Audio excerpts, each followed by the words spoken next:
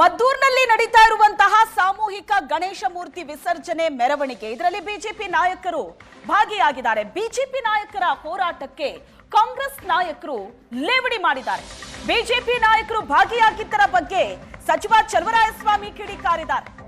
28 ಗಣೇಶ ಮೂರ್ತಿಗಳ ವಿಸರ್ಜನೆ ಅಂತ ಏನ್ ಹೇಳಲಾಗ್ತಾ ಇದೆ, ಇದಕ್ಕೆ ಚಲುವರಾಯಸ್ವಾಮಿ ಅವರು ರಿಯಾಕ್ಟ್ ಮಾಡಿರೋದು, ನನಗೆ ಇರೋ ಮಾಹಿತಿಯ ಪ್ರಕಾರ 4 ರಿಂದ 5 ಗಣಪತಿ ಮಾತ್ರ ಇದೆ, ನಂಬರ್ ಜಾಸ್ತಿ ಮಾಡೋದಕ್ಕೆ ಪ್ರಯತ್ನ ಮಾಡ್ತಾ ಇದ್ದಾರೆ, ಬೆಂಗಳೂರಿನಿಂದ ಖರೀದಿ ಮಾಡೋದಕ್ಕೆ ಬರ್ತಾ ಇದ್ದಾರೆ.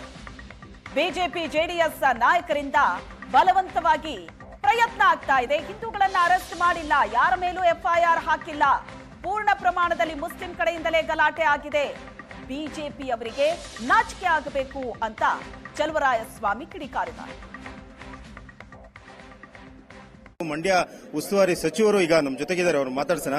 ಸರ್, ಮಂಡ್ಯದ ಮದ್ದೂರಿನಲ್ಲಿ ಬಿಜೆಪಿ ನಾಯಕರು ಬಹಿರಂಗ ಸಭೆ ಹಾಗೆಯೇ ಸಾಮೂಹಿಕ ಗಣಪತಿ ವಿಸರ್ಜನಾ ಕಾರ್ಯಕ್ರಮವನ್ನು ಕೂಡ ಹಮ್ಮಿಕೊಂಡಿರುವಂತದ್ದು. ಸರ್, ಇವತ್ತು ಮಾಡಕ್ಕೆ ಹೋಗಿದ್ದಾರೆ, ಬಟ್ ಘಟನೆ ಬಗ್ಗೆ ನಾವು ಖಂಡಿಸಿದ್ದೀವಿ, ಕ್ರಮ ತಗೊಂಡಿದ್ದೀವಿ, ಪ್ರಿಲಿಮಿನರಿಯಾಗಿ ಅವರನ್ನು ಅರೆಸ್ಟ್ ಮಾಡಿದ್ದೀವಿ, ಮುಂದೆ ಎನ್ಕ್ವೈರಿ ನಾವು ಕಂಡಕ್ಟ್ ಮಾಡಿದ್ದೀವಿ. ಎನ್ಕ್ವೈರಿಯಿಂದ ಬಂದ ಮೇಲೆ ಕಠಿಣವಾದಂಥ ಕ್ರಮನ ಹೆಚ್ಚುವರಿಯನ್ನು ಮಾಡ್ತೀವಿ ಅನ್ನೋ ಭರವಸೆಯನ್ನು ಕೊಟ್ಟಿದ್ದೀವಿ. ಸರ್ಕಾರ ಅದಕ್ಕೆ ಮುಂದಾಗಿದೆ, ಜಿಲ್ಲಾಡಳಿತ.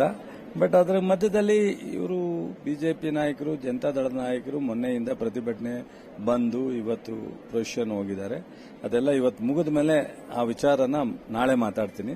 ಬಟ್ ನಾವಿವಾಗ ಯಾವುದೇ ಸಮಾಜ, ಯಾವುದೇ ವ್ಯಕ್ತಿ, ಯಾವುದೇ ಸಮಾರಂಭಕ್ಕೆ ಅಡ್ಡಿ ಮಾಡಿದ್ರೆ ಕಠಿಣವಾದ ಕ್ರಮ ತಗೊಳ್ಳಿಕ್ಕೆ ಸಾಮೂಹಿಕವಾಗಿ ಗಣಪತಿಗಳನ್ನ ವಿಸರ್ಜನೆ ಮಾಡ್ತಾ ಇರುವಂತದ್ದು. ಸರ್, ಅದೇನ್ ಮಾಡ್ತಾರೆ ಮಾಡ್ಲಿ. ಇವತ್ತು ಎಷ್ಟು ಗಣಪತಿ ಹೋಯ್ತವೆ, ಎಷ್ಟು ಜನ ಹೋಯ್ತಾರೆ, ಏನೇನು ಬಾಟ್ನ ಮಾಡ್ತಾರೆ, ಅದೆಲ್ಲ ತಿಳಿದ ಮೇಲೆ ತಾನೇ ನಾನು ಹೇಳೋದು.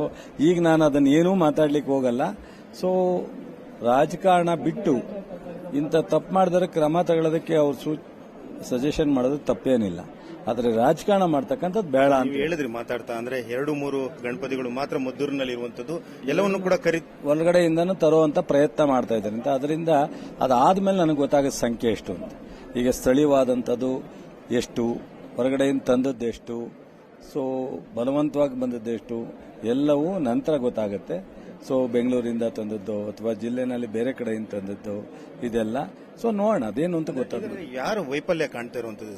ಸರ್, ಇದು ಮೊನ್ನೆ ಘಟನೆಯಲ್ಲಿ ತಪ್ಪು, ಒಂದು ಕೋಮಿನ ಜನ ಕಲ್ಲೆಸೆತ ಪ್ರಾರಂಭ ಮಾಡಿರೋದ್ರಿಂದ ಈ ಕಡೆಯಿಂದ ಹೋಗಿರ್ತಕ್ಕಂಥದ್ಕಿಂತ ಮೊದಲು ಪ್ರಾರಂಭ ಮಾಡಿದವ್ರು ತಪ್ಪು ಅನ್ನೋದು ಎಲ್ರಿಗೂ ಗೊತ್ತಿರ್ತಕ್ಕಂಥ ವಿಚಾರ.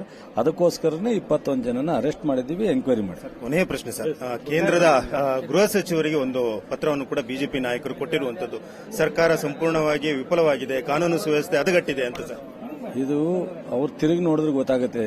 ಈ ಬಿಜೆಪಿಯರು, ಜನತಾದಳದ್ರು ಇಬ್ಬರೂ ಸರ್ಕಾರ ನಡೆಸಿರೋರೆ. ಅವ್ರ ಕಾಲದಲ್ಲಿ ಏನಾಗಿತ್ತು ಅಂತ ನಮ್ಮ ಕಾಲದಲ್ಲಿ ನಿಯಂತ್ರಣ ಮಾಡ್ತಾ ಇದೀವಿ, ಇನ್ನೂ ನಿಲ್ಲಿಸಬೇಕು ಅನ್ನೋ ಒಂದು ಪ್ರಯತ್ನದಲ್ಲಿದ್ದೀವಿ ನಾವು ಕೋಮು ಗಲಭೆಗಳನ್ನ. ಸೊ ಕೋಮು ಗಲಭೆ ಏನಿದ್ರು ಬಿಜೆಪಿಗೆ ಸೀಮಿತವಾದದ್ದು. ಕಾಂಗ್ರೆಸ್ನ ಎಂಎಲ್ಎ ಅವರು ಮುಂದಿನ ಬಾರಿ ಮುಸ್ಲಿಂ ಆಗಿ ಹುಟ್ಟಬೇಕು ಅಂದ್ರೆ ಮುಂದಿನ ಸಲ ಜನ್ಮ ಏನಾರು ಇದ್ರೆ ಸಂಗಮೇಶ್ವರ ಸರ್, ಭದ್ರಾವತಿ ಎಂಎಲ್ಎ, ಅದು ಅವ್ರ ವೈಯಕ್ತಿಕವಾದಂತ. ಇದಿಷ್ಟು ಮಂಡ್ಯ ಉಸ್ತುವಾರಿ ಸಚಿವರ ಮಾತಾಗಿರುವಂತದ್ದು. ಕ್ಯಾಮರಾಮನ್ ಶ್ರೀಕಾಂತ್ ಜೊತೆಗೆ ಆಲ್ದೂರ್ ಕಿರಣ್, ಏಷ್ಯಾನೆಟ್ ಸುವರ್ಣ ನ್ಯೂಸ್.